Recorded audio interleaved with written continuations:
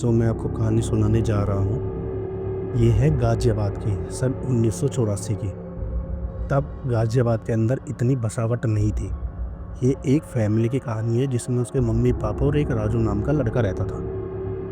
तो एक दिन ऐसे ही विचार सा बना, संडे था, तो उन्होंने बोला कि राजू आप एक काम करो, मार्केट जाओ और मार्केट से अंडे लेकर के आ जाओ, आज अंडे बनाते हैं। तो वो समय था सर्दी का चरम सीमा पे जो थी, दिसंबर के लास्ट का। तो उसके पिताजी ने उनको मार्केट भेजा। रात के तकरीबन बज रहे थे 8। 8 बज रहे थे, राजू मार्केट के लिए निकला।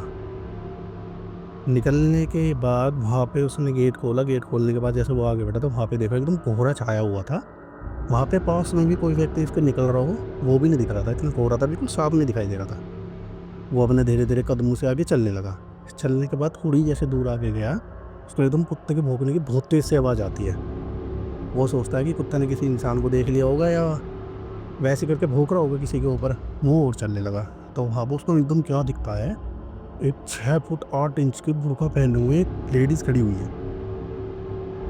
उसने कुत्ते को उठाया, अपने बगल में ऐसे दबा के अपनी चप्पलों से उसको मारना चालू कर दिया और उसको कुत्ते को एकदम वहीं पे ही उसके सामने छोड़ दिया।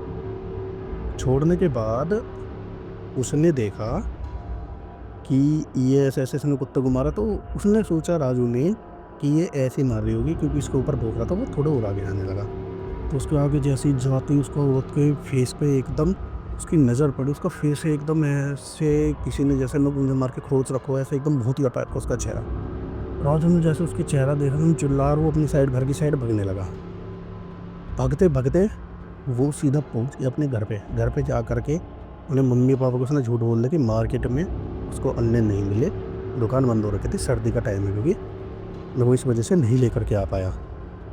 वो बहुत तेज़-तेज़ ये बात उनको बताने लगा। तो उसके पिताजी कहते, "तू ऐसे क्यों बोल रहा है?" उन्होंने, "कुछ ऐसी बात नहीं, मेरे को ठंड लग रही थी, मैं इस वज़ह से ऐसा बोल रहा हूँ।" तो भाई थोड़ी देर के बाद राजू अपने कमरे में गया और अपने ठुन्नों को अपने ऐसे पेट में दे करके अपनी खाट पे जा कर के सो गया। सोने के बाद उसको सपना दिखाई देता है कि वही औरत उसको आ रही है, उसको ऐसे-ऐसे करके गला दबा रही है। वो एकदम चिल्ला के उठा। उठने के बाद उसने देखा कि यार यहाँ तो कोई भी नहीं है। तो जैसे ही वो फिर दोबारा सोने के लिए गया, तो उसके बाहर का गेट बहुत तेज़-तेज़ से कोई नॉक कर रहा था, बहुत तेज़-तेज़ से।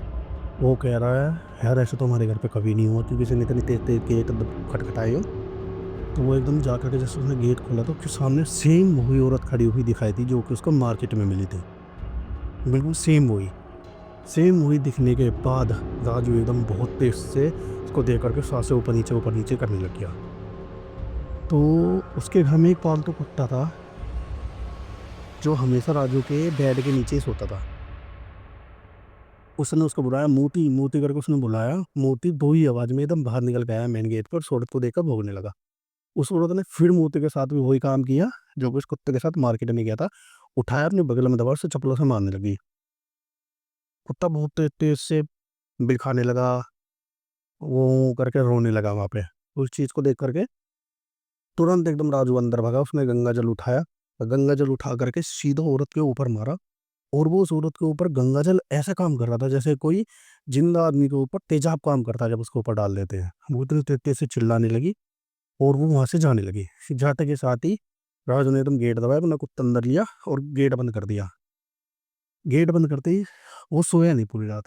जैसे सुबह हुई, उसने अपने घरवालों को सारी दास्ताँ बताई कि रात ऐसे-ऐसे हुआ था। तो उसकी मम्मी उस पर चिल्लाने लगी कि तूने हमको ये बात रात ही क्यों नहीं बताई?